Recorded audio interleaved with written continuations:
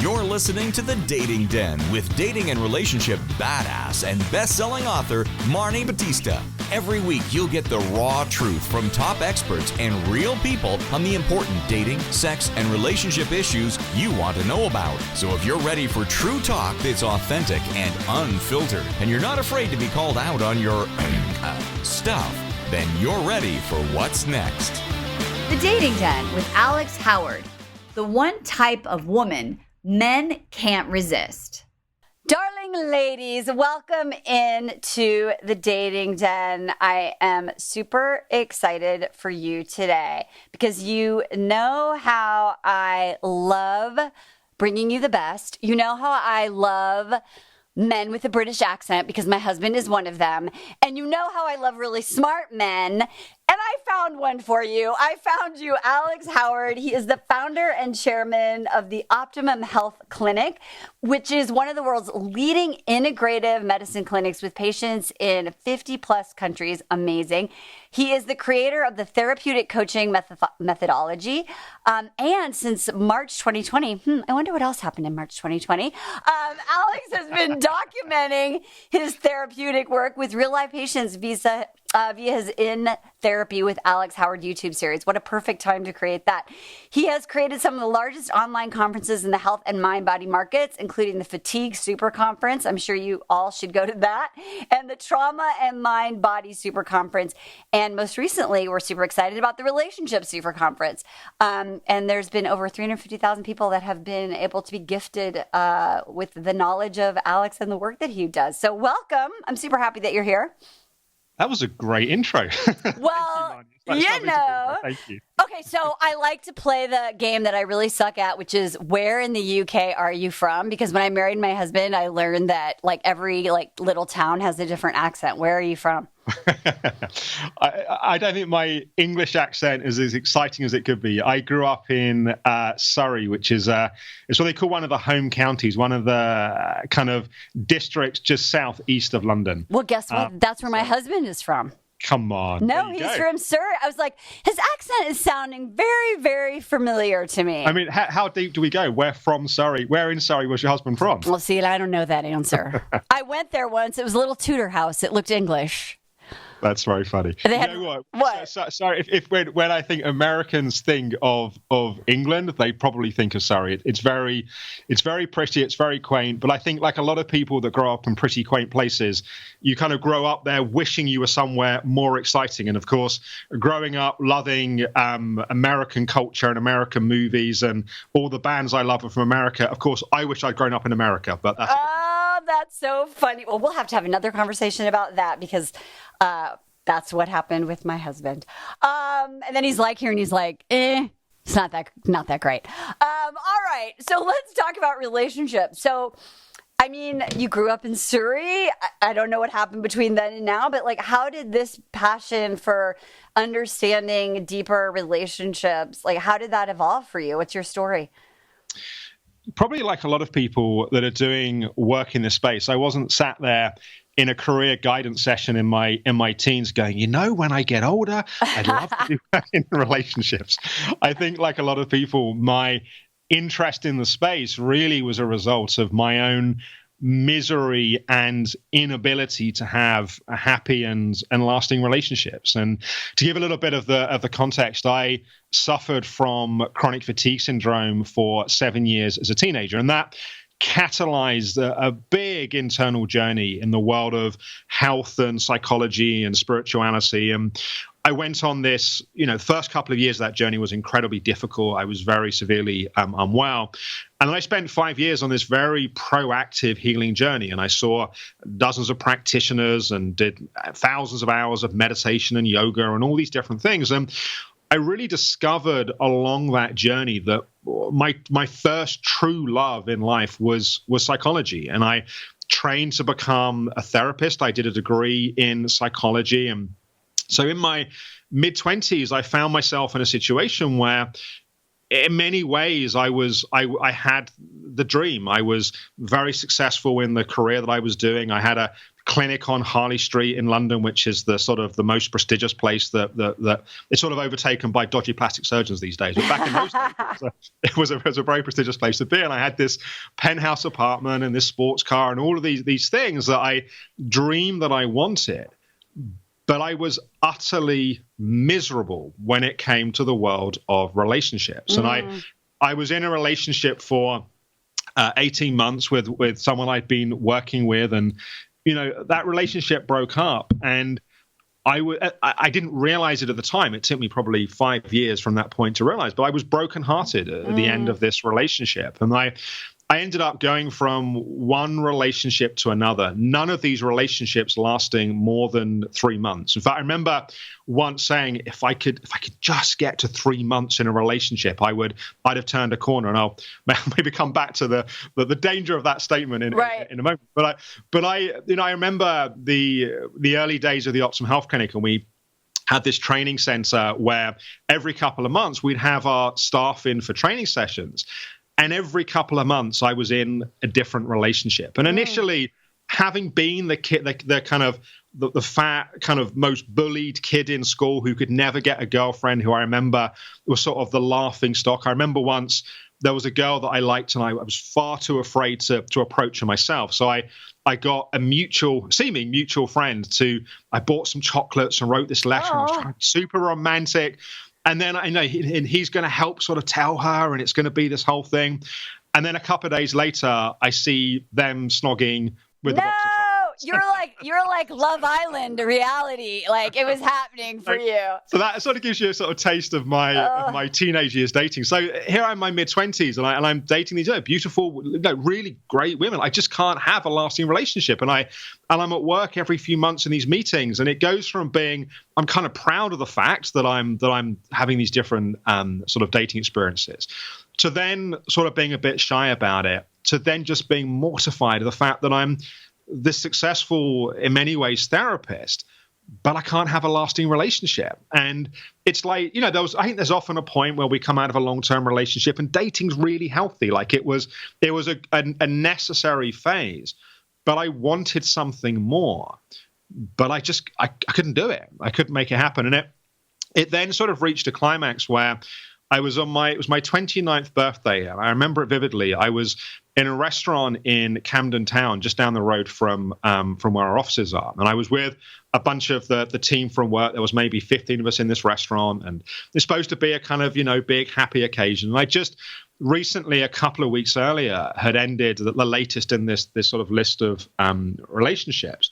And it had been a bit of a tricky separation. And it turned out in hindsight that there was some mental health perhaps issues with this person. But I get this text message that she's tried to take her life. Oh, and no. Not ultimately caused by the end of the relationship, but the end of this relationship's been a factor in that. And I, at this point, as someone who's really learned over the years through psychology and self-development, that one has to take responsibility, and one has to always try and to mine their life experiences for what are the lessons, what can I learn from this. And what I came to really realize, and has become a really important, I guess, part of my message these days in my work, is that how I was showing up in relationship was as the person that I thought I needed to be attractive, to be liked, to be loved.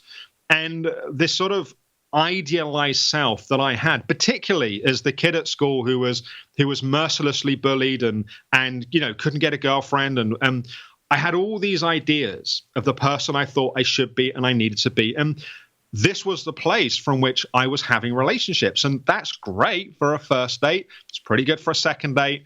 But after a while, what starts to happen is inevitably we can't sustain that image. And on the other side, the part of the problem was I had an idea of the person that I thought I needed to be with, to be happy, to be. So I was coming from an inauthentic place, and often I was probably attracting people that were either coming from an inauthentic place, or at least I was projecting that onto them. And really this kind of 4 or 5 year process of this just sort of endless relationship dramas that climaxed in this very painful personal experience. That's really what got my attention. Yeah, I was I got to do something different. Well, yeah, and I think this is really interesting too, because there's that there's the come from, right? And I think a lot of our listeners can identify with this. And I had that even when I got divorced. I was like overweight. I felt like I never like got the guy. And, and then I had this compensation time right after I got divorced where I was just trying to be enough, because I got married to the first guy who asked me when I was like 22, right? And then I was trying to do that same thing, right? Like I was trying to now I'm enough. Well, am I enough now? Now I've got the super hot guy. Now I've got the super rich guy, whatever it is, right? And when we have that come from of trying to heal or overcompensate for things that happen when we're younger, it just keeps playing itself out over and over again. So I think that's number one. And then number two is, which I think our listeners can relate to, is it looks all great on the outside and it doesn't matter in the end because we're laying in bed at night. The woman walked out the door, Alex, she was super hot. You're laying there after 5 or 7 years of this. What are you thinking about yourself? Right. And in fact, I'll share a little story that I don't think I've shared on a podcast before, but I guess saying as we're getting into the meat of the issue, one of the things that happened was I reached a point where I was like, I just don't seem to be able to have a deep and lasting relationship, but I want to have intimacy. I want to have physical connection in my life. So I ended up with a couple of women, which actually are wonderful women, but they weren't the one that I wanted to spend my life with. That having a sexual relationship that was not really going anywhere, and it in a sense it was satisfying in a very basic way. But in time, it actually became almost a form of self-abuse because I was reminding myself with a taste of what I really wanted, but it wasn't what I really wanted. And I remember one of these sort of, I guess, friends with benefits is one of the phrases. Right, yeah. But one of these relationships, I remember one time we'd been together and it was like 1 o'clock in the morning and I was driving across London in my banged up old Ford Escort, having sold my sports car, trying to prove to myself I could be more authentic and I didn't need to have all the kind of traffic. So I was driving across London and, the night, it was getting a bit, how the kind of raucous Friday night of London was calming and the sort of street cleaners were out and I was driving across and I was crying and I was just like, I just want something more. There has to be something more than this. And it wasn't that I didn't like the person. It wasn't that I didn't respect the person. I didn't enjoy being with the person. It wasn't the relationship that I wanted. And actually, I was driving back that night, and that was when I made to myself the commitment. I said, I took down all my dating profiles, and that's not to say there's anything wrong with online dating. Some of my dearest friends have met people that way. It absolutely has its place. It's just at that point in my life, the way that I was using it had become unhealthy. And I was driving across London. I just thought, I'm smart enough. I think I'm smart enough that I must be able to find another way to do this. And so I took down all the dating profiles and I just decided I'm not going to be physically intimate with someone again until I actually want to have a relationship with this person. And I actually feel grown up in myself enough to have a relationship with this person. And it's funny how these things work. I've skipped a bit of the story that maybe we'll come back to in a minute, but I skipped the bit which helped me get to that moment. But on the other side of that, I was like, who do I just like? Because the problem was most of my relationships were either people that I met through online dating or my friends were people that I worked with. And that's great. And I still, I've got 60 staff in the companies. I love the people I work with, but it's not always healthy to be spending your social life with the same people that you're working with. Right. And I was like, who do I just want to hang out with? Like, if I'm not having a relationship with someone and I'm not like, who do I just want to spend time with? And the kind of joke of the story is that my now wife was the person that I just wanted to hang out with. And she'd been the person that I've been telling all my relationship dramas to. Oh, and she'd been that's so through the whole thing. amazing. I love that.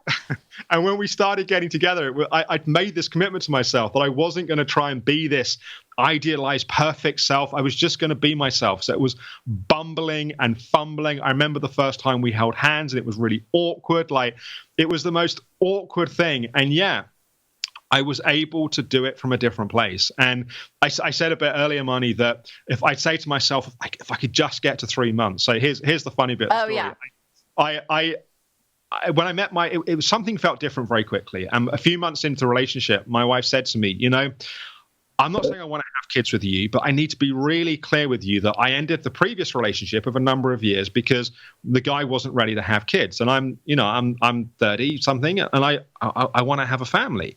Not saying it's you. I just need you to know that I'm not going to spend several years hanging out with someone in a relationship who's not going to get to that place. Good for her, by the way, right? I really respected her. That's amazing. Yeah, I was like, I would totally coach someone to do the same. Totally, right? And the way she did it was really cool. It was really non-threatening. It was just like, I'm just going to tell you my truth, and and you do with it what you're going to do with it.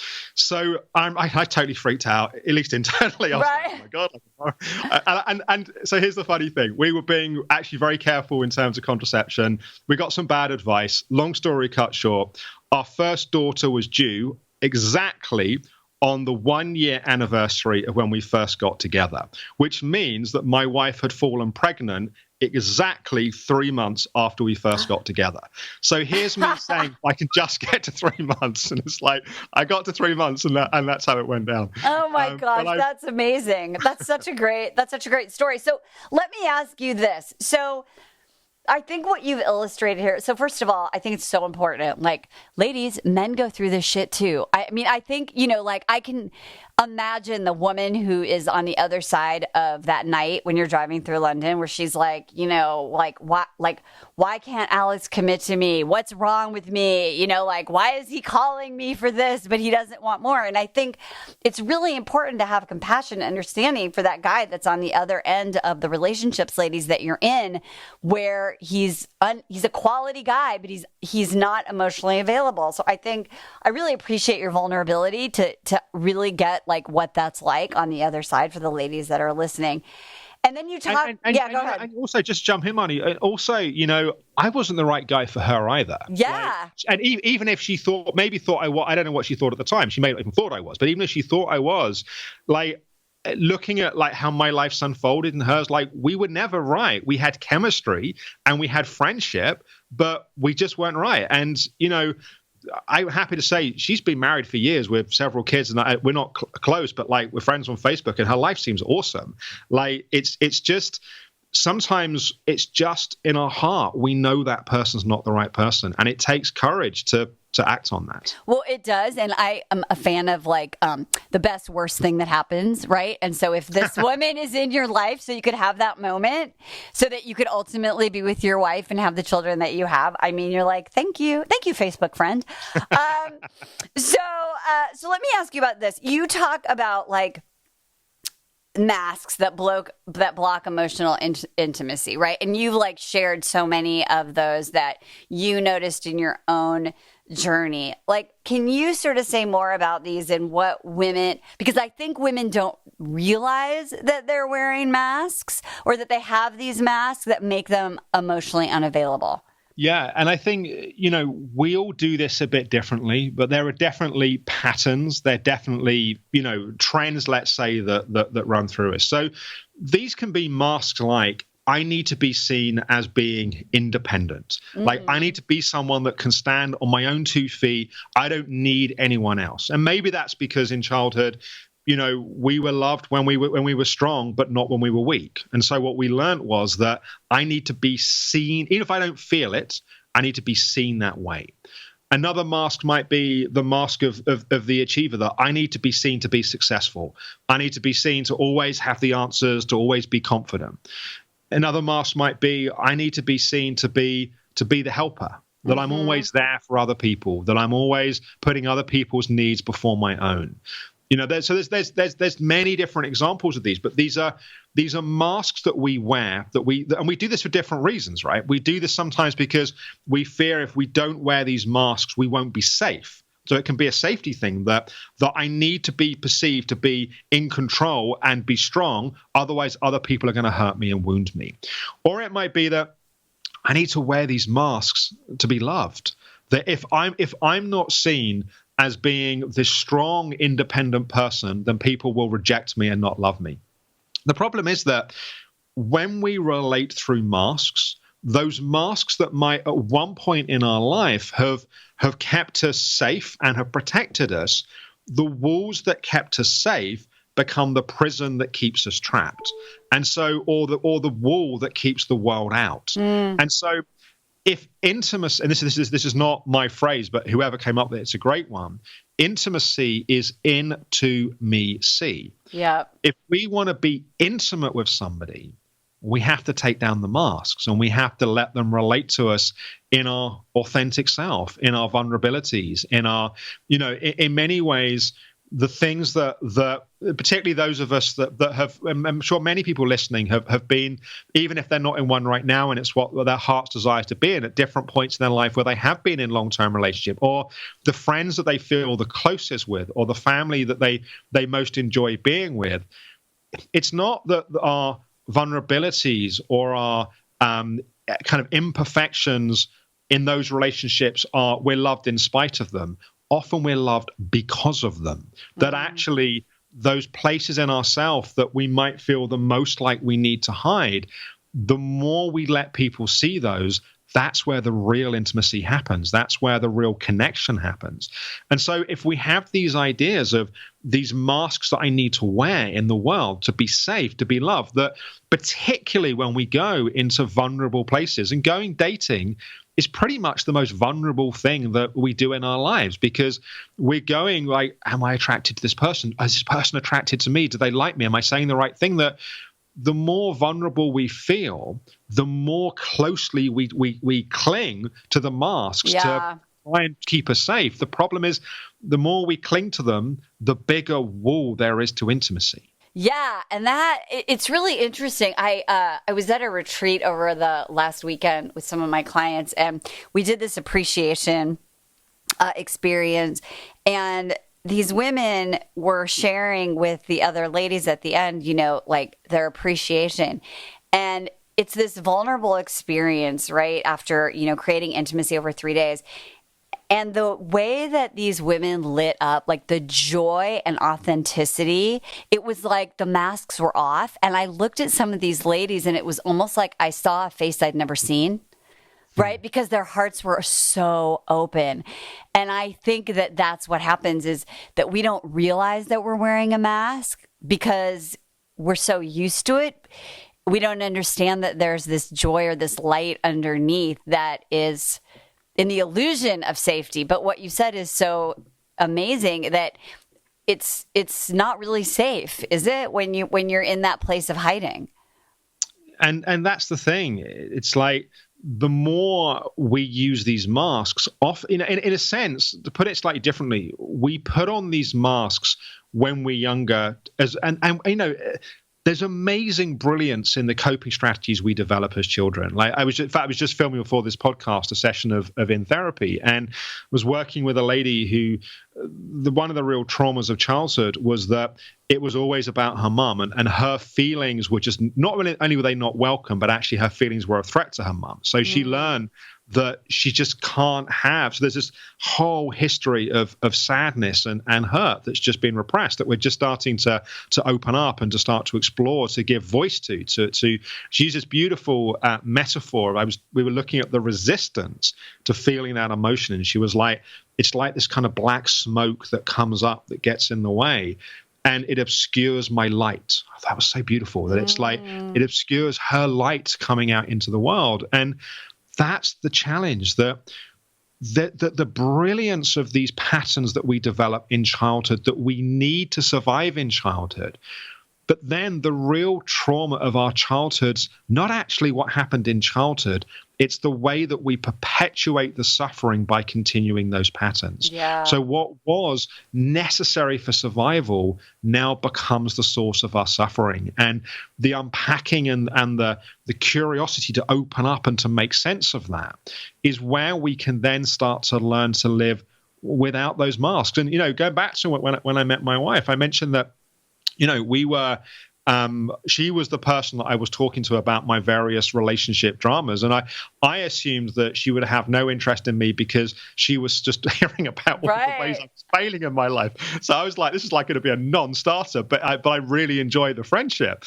And we met on a retreat, on a kind of meditation spiritual retreat. And so she's hearing all this stuff, and she's seeing me in small groups, like kind of crying my eyes out, and I'm just like, this is never going to be anything happening with this. She's never going to be interested in me in that way.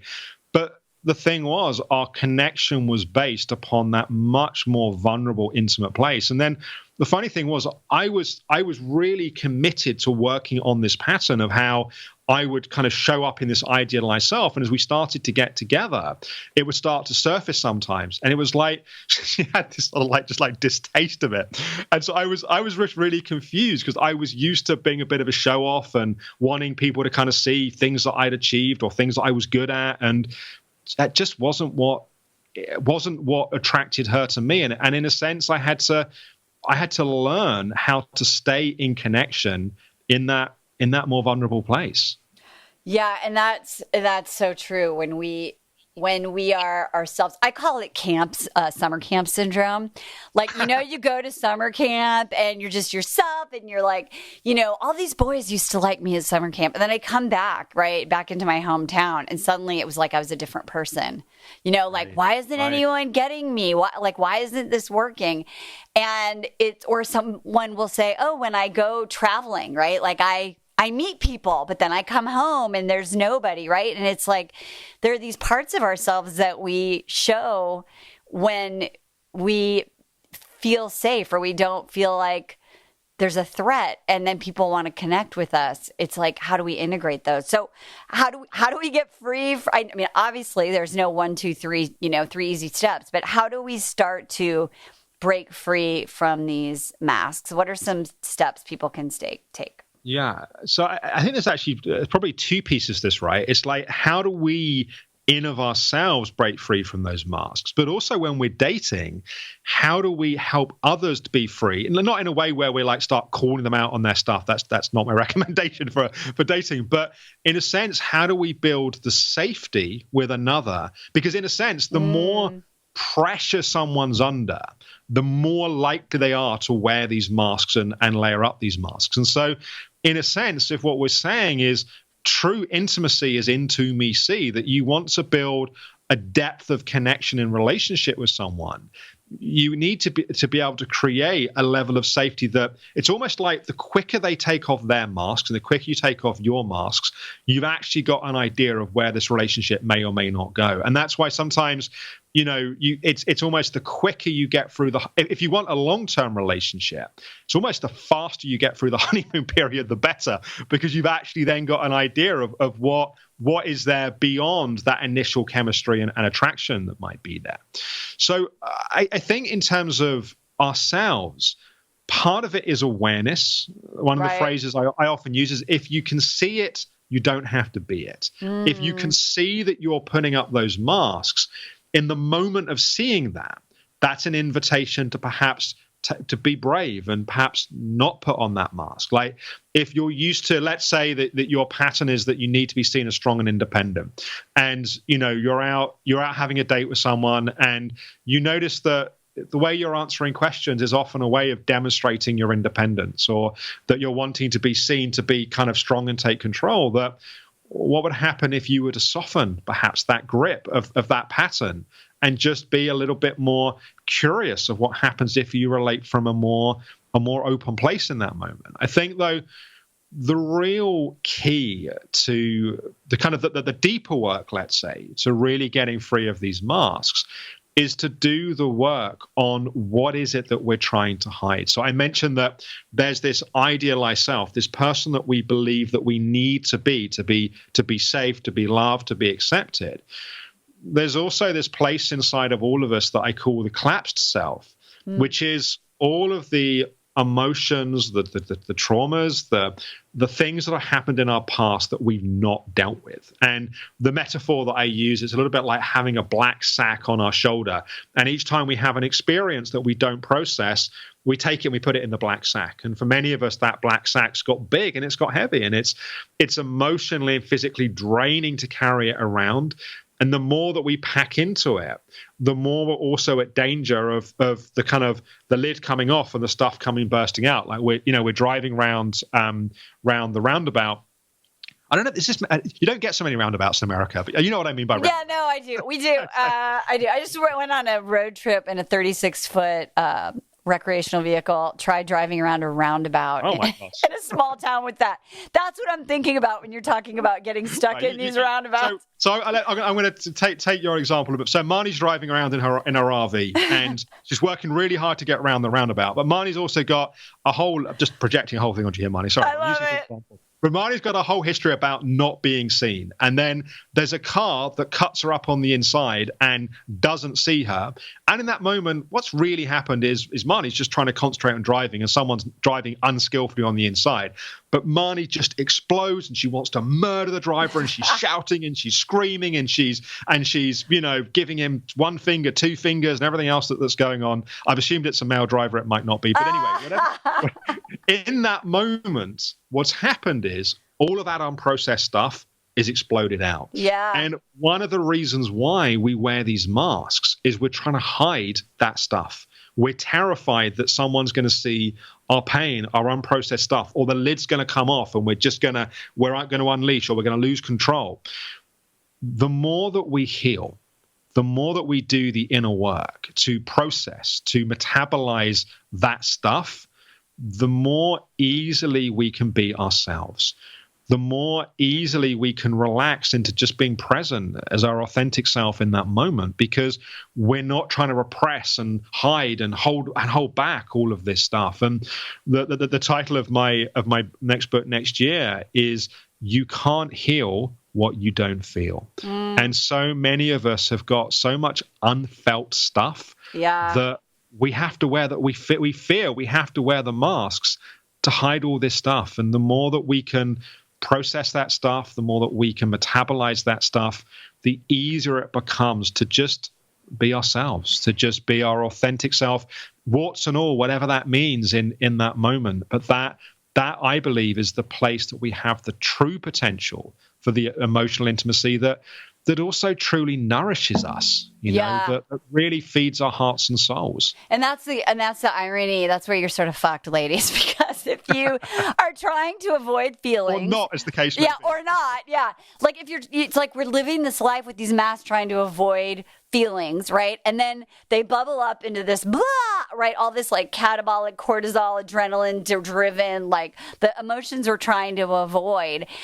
We're unable to create the actual feelings of love that we want. And it's just, you're not really living the full expression of yourself, because you're just, like you said, the bag. Oh God, I just imagine this, like, the bag, like where, it's like a horror movie, right? Like the black bag, right? Like what's in it? And I think that's that exhaustion that everyone feels, right? Is from trying to carry it around and trying to make it look good on the outside. I love your story. You're like, first I got the fancy car, but then I thought, oh no, now I'm going to try and be another version of that and drive around the shitty car. Like, right? Like I'll do the opposite. It's what I like to call reverse narcissism, right? It's like you go from like, I want everyone to see my sports car to like, I want everyone to see that I don't need a sports car. Yeah. But it's still narcissistic, but there you go. It's so awesome. I love you. You're so great. I was thinking, I met my husband at a personal development seminar, also called the Hoffman Process. I went for wow, you guys, that's a deep place to meet someone. Well, I met him. So a friend of mine went up, and I went to my friend's graduation, like the integration, the final like thing. And so I just saw my husband. I thought he was handsome and all of those things, but we met as friends. Like he of course, hit me up for other reasons, but he made it be like, oh, I just moved to Santa Monica. And I was like, oh, great, I'll show you around. And to this day, my kids are like, Mom, I cannot believe you met Jeremy, like wearing like your, like, 3 size too big Target, like army fatigue shorts, with that. I was like, I don't know. I just thought he just moved. I thought it was just a Hoffman thing, right? But it was that whole thing of like, oh, well, let's just be friends, right? And showing up with that different sort of like no expectations energy. And so when you're dating, it's like, how can you also make an amazing first impression, but be yourself like you were with your wife, right? It's like, and you can do that. You can do that in real life and you can do that online. It's just that authenticity that people want to see because that's what they connect with.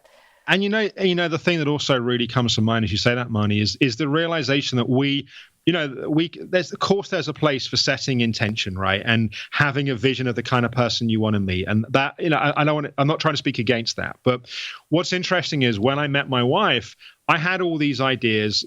She wasn't all of those things. She was many other things. What's interesting though is I was like, I don't want kids. Like, I'm at least not for like 10 years. I need to be completely financially set up. And I worked really hard in my 20s. So I've got to have fun in my 30s. And then I mentioned that we discovered that my wife was pregnant. And in that moment, if you'd asked me how I was going to feel before that moment, I would have said to you, oh my God, I'm going to completely freak out. My childhood was defined by my father leaving soon after I was born and not being seen again. So for me, having an unplanned child and then not being part of my kid's life was just like this total, massive trauma. Anyway, in that moment, I still can't explain it. But when we found out my wife was pregnant, I was just like, I don't understand it. Because I know my wife's looking at me like, how's he going to react? I'm like, I'm a yes. I don't understand how and why. I just trust that I knew I loved her. And I knew that I really loved her. And I knew that she was someone I spend my life with. And I just trusted that was the truth of the moment. And, we've now been together 11 years. We've had 3 kids. The second and third were a deliberate plan. And it's like the greatest blessing of my life is my relationship, my children, my family life. But if it had been left up to me, I would have screwed it up. I love that. Oh my God. That's I amazing. would have screwed it up because I would have been like, I'm not ready to have kids. And I really respect that that's what you want. But it's not with me. And maybe I would have So there's also a place where we have to trust grace. We have to trust that life's wisdom. And that doesn't mean that if you fall pregnant with the wrong person, you should stay with them. That's not the point I'm making. It was just in this instance, and I can't explain why, I just knew in my heart that this was what was meant to be. And I trusted that. And 11 years later, it's still confirmed that was what was meant to be. And so there's something about also the more that we come from a place of authenticity, the less we're in all these images and all these ideas of what should be happening and the plan that we've got for our life. Something wiser and something deeper also has the potential to lead the way. I love this. One of our core principles is faith, right? It's like there's something bigger happening, working for you. And when we get unattached, which is some deep spiritual shit that we can talk about the next time you're on the show. Because I feel like that is that fine line, right? Of surrender and intention. So I'll leave you all with that because I know Alex has to go and do more amazing things with more amazing people. I love everything about you and your message is so profound. And I just thank you so much for being here. Ladies, take off the mask and do it with some damn dignity. We'll see you next time. Bye-bye. Thank you, Marni. Hey, thanks for tuning into today's show. So if being in an intimate relationship in which you feel 100% seen, heard, and accepted by a high caliber man is a priority for you right now, and you're interested in seeing if you're a fit for working with me and my team at Dating with Dignity, here's what I want you to do. Just head over to DWD VIP, that's D as in dating, W, D as in dating, VIP.com, and book a call to speak with my team. We'll get on the phone with you for about 60 minutes and you'll get crystal clear on what's stopping you from finding true love right now. We'll also take a look at what you want to create, what you want your whole life to look like when you're able to finally be fully expressed as a woman in a healthy relationship with an incredible guy. And if we can help you get from where you are right now to where you want to be, we will show you the fastest path possible that makes sense for you to do that. We help smart, successful women all over the world solve this one missing piece in their life so they can finally have it all. So to see if we can help you do the same thing, head over to DWDVIP.com. I'm Marni Battista, and let's talk soon.